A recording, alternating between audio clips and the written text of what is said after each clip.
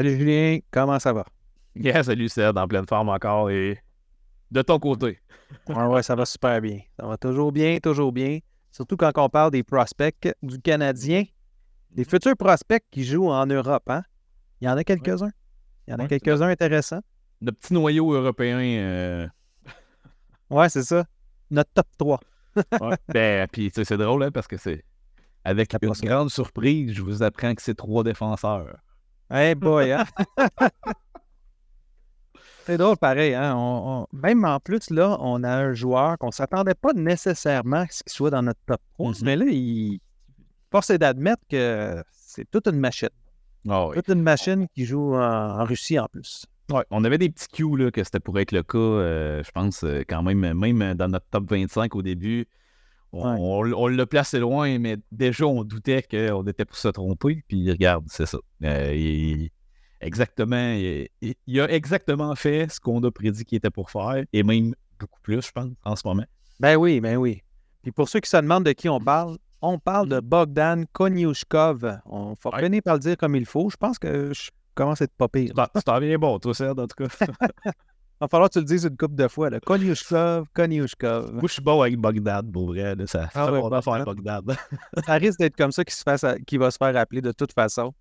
Donc, notre Bogdan, jeune joueur, Mhm. il est né en 2002, 20 décembre 2002. Fait que quand il a été repêché, pas l'année passée, mais cette année, Mhm. c'était un overager, mais la réalité, c'est qu'il est quand même né en décembre. Là. Donc, il Ouais. aurait pu facilement passer dans la ronde maintenant, en fait. Là. C'est un jeune joueur. On en a déjà parlé un peu sur le show.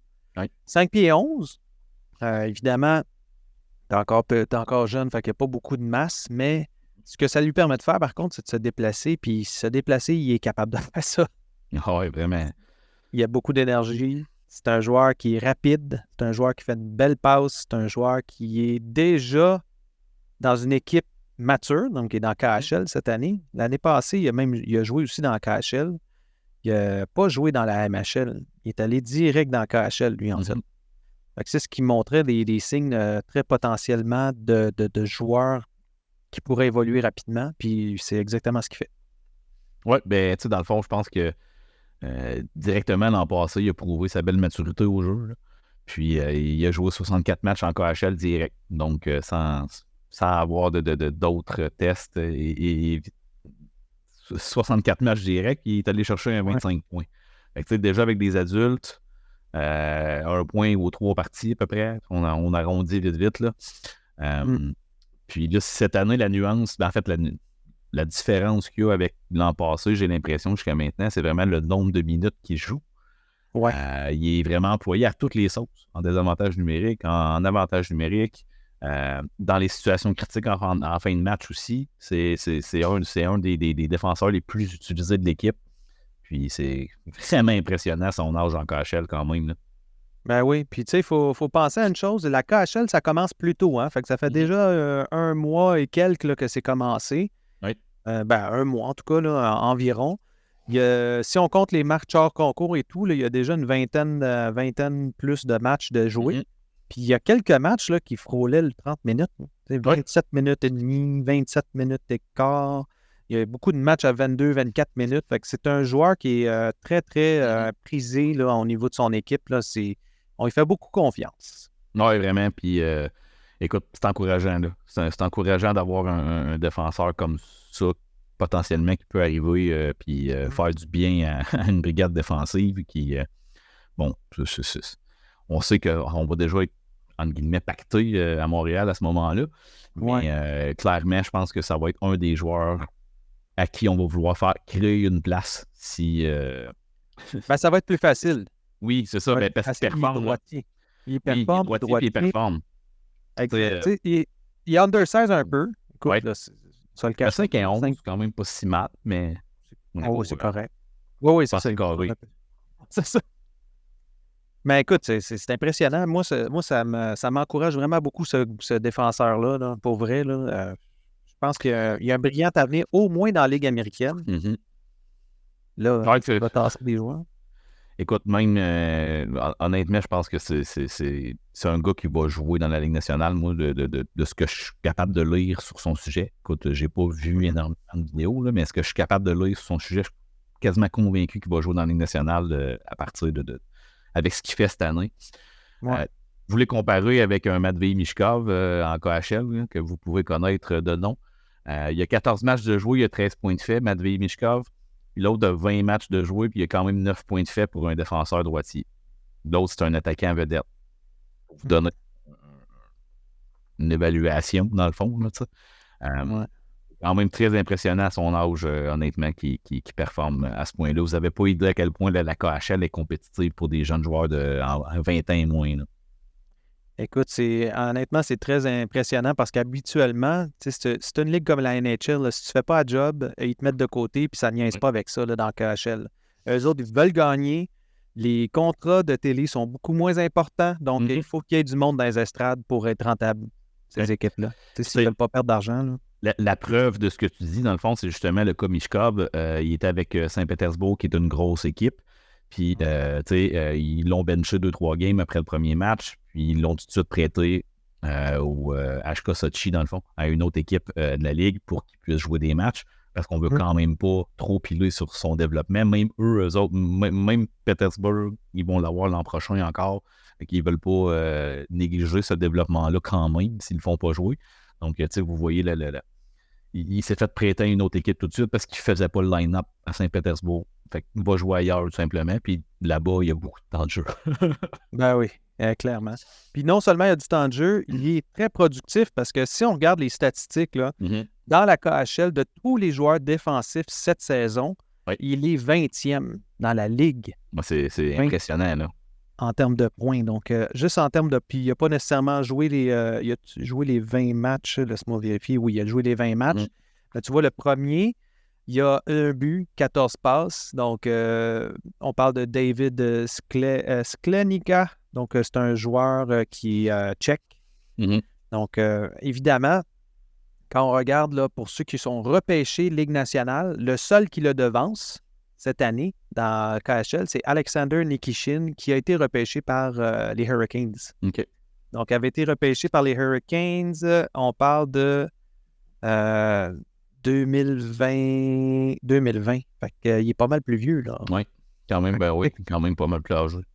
Donc, techniquement, c'est le défenseur, le jeune défenseur, plus jeune, là, c'est lui qui est le plus en avance quand on regarde statistiquement parlant. Fait qu'on est allé chercher tout un joueur au quoi? Quatrième rang, 110e. Oui, quatrième tour, 110e rang. Ouais. En tout cas, on se comprend. Oui, on a fini par tout retracer à la bonne place. C'est ça, exact. Donc, non, à date, c'est tout un début de saison. On va s'en reparler dans à peu près une vingtaine d'autres matchs. Là, donc, probablement le mois prochain, on devra en reparler. Là. Certainement. Malheureusement, la seule chose qui est vraiment plate pour ces joueurs-là, c'est qu'ils ne seront pas en mesure d'aller faire les juniors cette année. Encore une fois, les Russes sont exclus. Évidemment, on connaît le climat mondial, on connaît le climat sociopolitique et tout ça. Donc, c'est malheureux, mais j'aurais vraiment aimé ça le voir jouer contre une équipe canadienne, entre autres. Là, ça aurait été assez impressionnant de voir ça. Parce que, d'après moi, ça aurait été une des vedettes au niveau offensif, défenseur offensif pour cette équipe-là. Ben, ça aurait été le one-two punch de l'équipe au complet. Là. Dans le fond, Mishkov et Konyushkov auraient été les deux. C'est ça, les deux à surveiller. Puis là-dedans, on aurait eu peut-être un jeune Demidov. Ben là, il s'est blessé, je pense. Mais en tout cas, ça aurait été l'équipe qu'on aurait vue. Puis tabarouette, ça aurait été impressionnant de voir aller ça. Ça aurait été toute une opposition. Sinon, si maintenant on s'en va un petit peu plus dans l'Ouest, on va aller dans Suède. On va aller en Suède. Pourquoi? Parce que c'est la SHL. Puis dans la SHL, on retrouve qui? On retrouve Adam Engstrom. Adam Engstrom, qui est comme on appelle ça un sleeper là, en anglais. On n'a pas entendu beaucoup, hein? Non, puis je pense que c'est une bonne chose pour lui.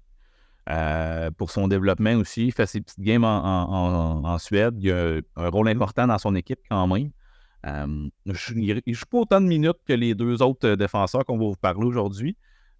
Cependant, il joue quand même des minutes importantes pour son équipe, même s'il en joue un peu moins. Je pense que le climat en Suède aussi, au niveau des jeunes joueurs, est un petit peu plus équilibré, là. Je pense qu'ils ont un petit peu plus une mentalité à la nord-américaine de protéger contre certains. Ils ne vont pas toujours faire jouer contre les meilleurs joueurs de l'équipe adverse.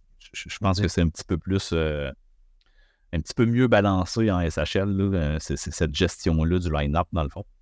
Ouais. Ce qui pourrait expliquer le nombre de minutes un petit peu moins impressionnantes. Exact. Mais dans son cas, je pense que premièrement, c'est un défenseur qui est gaucher. Oui. Donc, ça risque pas d'être. C'est un défenseur qui est plus complet. C'est pas un défenseur offensif. C'est un défenseur qui va autant aller au niveau de la défense que de l'attaque. Il va être capable de faire une production offensive, mais c'est qu'on l'utilise sur le power play, entre autres. Oui. Donc, ça aide beaucoup ses statistiques de ne pas être sur le premier power play ou même le deuxième power play, là, souvent. Là. Il va être utilisé beaucoup plus sporadiquement là, s'il manque un joueur, quelque chose comme ça. Ils vont l'amener là-dessus.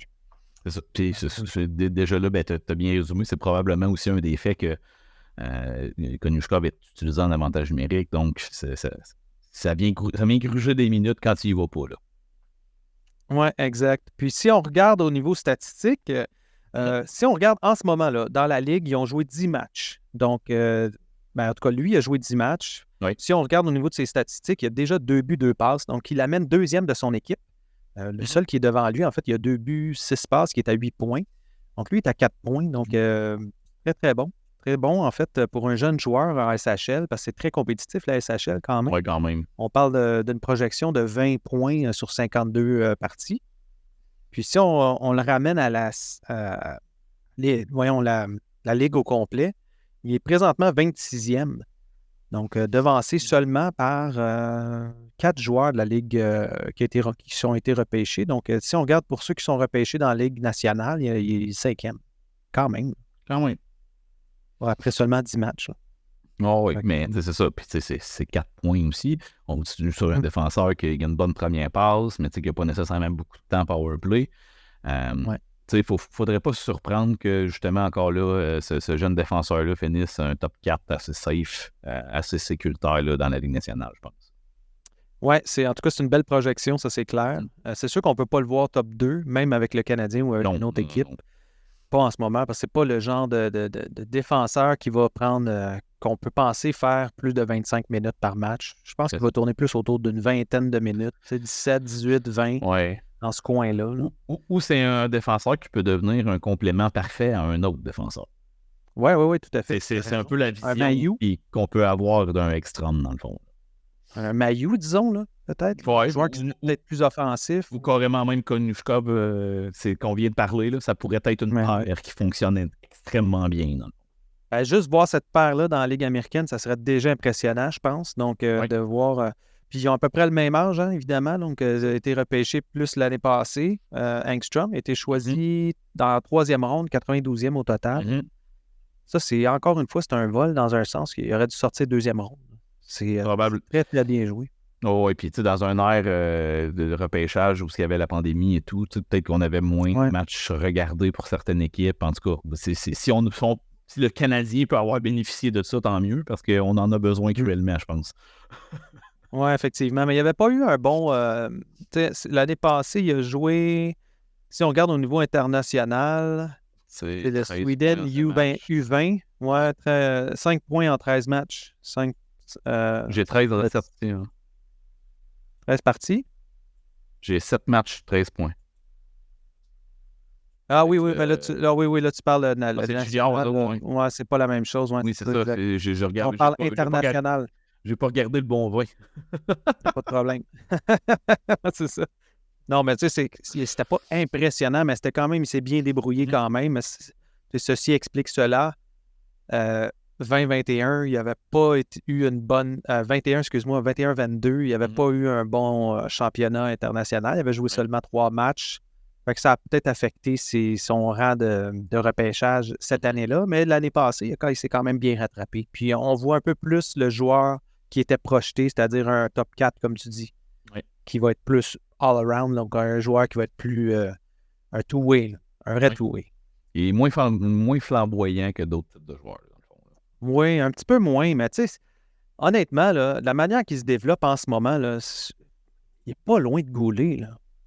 à son âge. Ouais, mais oui, ça peut définitivement ressembler en type de façon de jouer, là, dans le fond. Oui. Ce qu'on a vu de Goulet jusqu'à présent, peut-être un peu moins talentueux, mais oui, Moins physique. oui, c'est ça. Mais il y a définitivement des ressemblances avec le type de jeu, je pense. Ouais, puis tu sais, il est pas petit non plus, là, il fait 6 pieds 2 déjà. Il est déjà pas loin de 200 livres. Fait que, tu sais, c'est un joueur qui va quand même qui va être quand même imposant sur la ligne bleue. Là. Donc, moi, j'ai pas de misère à croire qu'avec son jeu de passe qui est excellent, qui est capable de trouver les ouvertures rapidement, j'ai pas de misère à croire qu'il va être capable d'amener son jeu en Amérique au Canada, moi, c'est en Amérique du Nord, excuse-moi. Au Nord-Amérique. North America. Oui, c'est ça. Mais oui, on parle passer de choses. On lit passer de choses en anglais non plus. C'est pas facile. Ben non, c'est ça. Exactement. Puis finalement, notre dernier joueur, là, je suis extrêmement déçu, honnêtement. Honnêtement, là, ça, là, j'en reviens pas. Blessé après 3 matchs seulement. David Reinbacker. C'est vraiment dommage. Vraiment dommage. C'est quoi qu'il y avait, 3 matchs, 1 but déjà. En fait, son premier match, il a compté 1 but. Après ça, on l'a utilisé un petit peu plus longtemps, donc pas plus que 20 minutes. Donc, ça alignait vraiment déjà pour avoir un rôle important dans son équipe. Oui. Une progression dans son rôle aussi. Oui, exact. Mais, tu sais, je pense que là, tu sais, ça l'amène le point que je pense qu'il y a beaucoup de gens qui commencent à discuter présentement en lien avec les blessures là, dans toute l'organisation du Canadien. C'est quand même des années et des matchs précieux de développement qu'on perd année après année pour ces jeunes joueurs-là. Ça fait peur quand on sait qu'on va avoir une courte fenêtre pour être performant de peut-être 3-4 ans avec un cap salarial raisonnable pour plusieurs joueurs et ci et ça. Ça commence à être inquiétant, je pense, honnêtement, là, le nombre de blessures que nos jeunes joueurs subissent. Écoute, il y a une part de malchance dans tout ça. Là, c'est pas. Quand tu fais ton scouting pour recruter un jeune joueur, tu penses pas. Tu veux dire, tu peux pas évaluer s'il va se blesser à une épaule ou s'il va se blesser à un genou. Là, ça s'évalue pas. Non. Ben, ce qui est inquiétant, c'est qu'il y avait beaucoup de rumeurs avant la saison, avant qu'il se rende là-bas, comme quoi qu'il était fragile des genoux, simplement parce qu'il n'avait pas fini de grandir, puis ça l'amenait à une certaine maladie. Ben, c'est pas une maladie, mais c'est au niveau de sa croissance, qui l'amenait à être un peu plus fragile au niveau des genoux. Puis là, on apprend que 3 matchs est passé, encore blessé, au genou. Oui. C'est plus la chaîne qui rend ça inquiétant dans le cas de Reinbacker. Là, ouais. Ben oui, tu sais, c'est comme, OK, je peux comprendre, un jeune de 18 ans joue dans une ligue qui est un petit peu plus rough. Tu sais, la NL, c'est intense. Là, c'est une bonne ligue. On avait parlé avec Maxime, là, c'est quand même, ça joue. Là. Avec 6 joueurs de l'extérieur qui peuvent se joindre aux équipes. Donc, le talent est assez élevé. Juste en dessous de la KHL ou pas loin, là, en tout cas. Puis, malheureusement, là, il se ramasse avec OK, il est rendu à 6 pieds 3. On voit qu'il a pris de la masse. Il est très fiable défensivement. Puis là, il se blesse. Est-ce qu'on sait combien de temps? Écoute, je ne l'ai pas. Ils n'ont pas donné de date. Mais pas dans ce que j'ai été capable d'avoir comme information, en tout cas. Ouais, c'est ça. Là, ça vient tout arrêter son développement. Je ne sais même pas s'il va être capable de jouer au championnat junior cet hiver. C'est sûr que ça serait le fun qu'il joue, mais là, je suis en train de me demander, vaut-il mieux qu'il relaxe un peu avant d'arriver ici en Amérique du Nord? Écoute, encore là, ça dépend de la nature exacte de la blessure. Je pense pas que ça soit dans le même cas qu'un Kirby Dack là, avec un ligament croisé déchiré qu'il faut opérer ou ça crème dans le fond. Non, exact. Mais il y a beaucoup de joueurs quand même qui camouflent des blessures puis qui vont jouer blessés. Si déjà à 18 ans, il commence à faire ça, ça part mal. Là, c'est pour un défenseur qui potentiellement a la capacité de jouer une trentaine de minutes là, à la Weber là, avec nous. Là. C'est ça que... Oui, c'est ça. Là-dessus, tu as raison. Là, chaque joueur a une capacité différente de jouer avec la douleur ou avec certaines blessures qui ne sont pas, aggravables. Il y a des blessures qui sont jamais plus graves que ce qu'elles sont présentement, dans le fond. Oui. Puis je pense qu'il y a beaucoup de joueurs dans la Ligue nationale qui jouent à travers des situations comme ça. Puis on n'en est pas conscient. Sauf que c'est ça serait quand même dommage, oui, surtout qu'on a mis je pense qu'on met beaucoup d'espoir sur ce choix-là là, du côté du Canadien. Vraiment. Pour l'avoir pris en avant d'autres besoins clairs, criants qu'on avait, des attaquants qui étaient disponibles, qu'on a quand même décidé d'aller vers lui. C'est ça. On va espérer qu'il soit capable de jouer quand même un maximum de matchs au cours de la saison, là, puis qu'il soit capable de récupérer de ça. Peut-être jouer moins de minutes par match. Ça pourrait aider. En tout cas. On va voir. En tout cas, en attendant, ce qui risque d'arriver, c'est que on va devoir mettre David Reinbacher un peu sur la sellette, puis amener quelqu'un dans notre top 3 européen qui est présentement 4e. On parle de Vincenz Rohrer. Rohrer, lui, on ne parle pas jamais de lui, mais il y a quand même une bonne raison à ça. Il a été repêché de 3e ronde en 2022. Puis, si on regarde statistiquement, en ce moment, il joue avec le Lyon Zurich. On connaît quelqu'un Québécois qui a joué là. Hein? Il ne nommera pas. Mais ils sont déjà rendus à 12 matchs. Il y a 4 points, 3 buts, 1 passe. C'est pas mauvais du tout. Pour un petit attaquant, là, 5 pieds 10, petit. Un attaquant de 5 pieds 10, droitier, qui joue aussi centre. Donc, il y a quand même un rôle intéressant. Donc, j'ai l'impression que ça va être lui qu'on va peut-être parler, à moins que Reinbacher revienne, on risque de ramener Rohrer un peu plus de l'avant. Qui est un talent intéressant aussi. Il ne faut pas négliger. Des nombres de points impressionnants, là, comme quand même certains autres joueurs là, qu'on a déjà dans l'alignement, me semble. Là. Regarde, pour te donner un exemple. L'alignement à Laval, excuse-moi, parce qu'on c'est ça. Laval avant. C'est l'exemple parfait entre Philippe Méchard et Vincenz Rohrer. Rohrer jouait avec les 67 d'Ottawa, puis l'année passée, là, je vois les statistiques, 49 points. C'est à peu près la même chose pour Méchard. Puis je suis en train de voir Méchard descendre, puis Rohrer monter. On va voir ce que ça va donner dans un move 2, là, mais je vois déjà une amélioration au niveau de Rohrer, puis son développement va bien. Fait que, est-ce que le contexte de jouer en Amérique du Nord, de rester en Amérique du Nord pour un, puis de retourner en Europe pour l'autre, est-ce que qu'est-ce qui aurait été le plus bénéfique? Est-ce qu'on est en train d'avoir une idée ou un indice en lien avec ça? Regarde, ça va être intéressant de suivre. Là. Imagine si notre choix de premier tour il est moins bon que notre choix de troisième tour puis notre choix de deuxième tour. Parce qu'en 2022, on avait 2 choix de premier tour, 2 choix de deuxième tour, même 3 choix de troisième tour. C'est 2 choix de troisième tour, en tout cas. Lui, c'est un troisième tour. En tout cas, j'ai bien hâte de voir. Mais on va le savoir bientôt. C'est une couple d'années. Faut que je sois patient un peu. C'est ça, exactement. Ça fait le tour pour aujourd'hui. Merci beaucoup, Julien, d'avoir prêté à ce jeu. Oui, merci à toi, Serge. Toujours un grand plaisir de pouvoir jaser de hockey ici. Oh yes. Puis on se le rappelle aussi, là, on va faire un mailbag la semaine prochaine. Fait que si ça vous tente, posez-vous vos questions. Dites-nous si vous aimez ça, qu'on parle des joueurs européens. Si vous avez des questions sur des joueurs européens, des joueurs qu'on pourrait peut-être repêcher, même aussi là, dans les dans le prochain draft qui s'en vient. Là, je suis en train de me dire qu'on va repêcher pas mal haut cette année. Ça continue comme ça. C'est clair que ça continue. Écoute, là, il n'y a pas grand match de jouer, là, mais c'est clair que ça continue comme ça. Malheureusement, on n'aura pas le choix de commencer à y penser. Oui, exactement. Donc là-dessus, je vous souhaite une belle journée. Merci beaucoup à tout le monde.